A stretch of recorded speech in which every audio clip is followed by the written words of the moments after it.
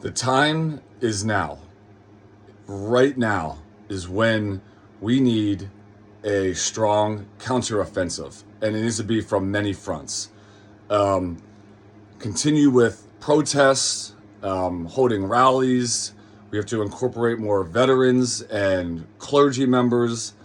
Continue making songs. More musicians need to make songs like what Zach Bryan just did about ICE, and you know that needs to be more of the forefront. Kidnapping or arresting, detaining, tackling to the ground women and children.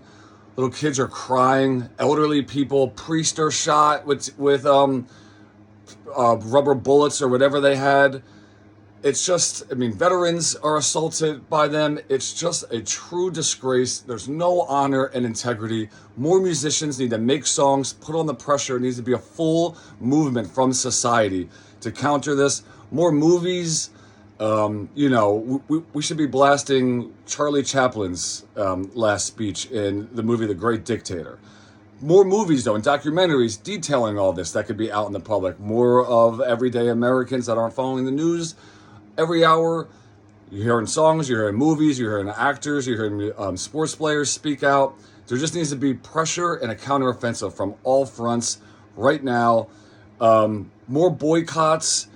If so many of these people, if they want to stand behind or stay silent about our country being torn apart and the pillars of just our democracy and the Constitution, what we stand for, is being just ripped away and discarded for personal greed and power, we cannot be spending our money on any of these people. Nationwide boycotts, pressure from sports world, the movie, documentaries, clergy, veterans, again, all fronts. Overseas pressure.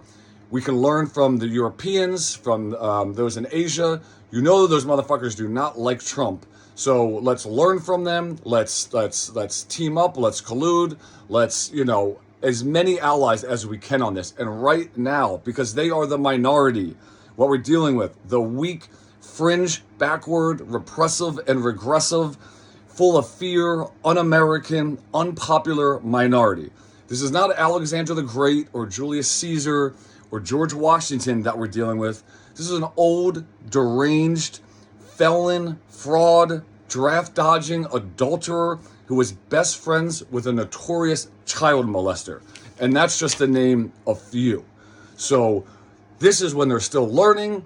They're still trying to fund. They're still trying to go through the court systems. They're the weakest now. Now is the time where we all come together.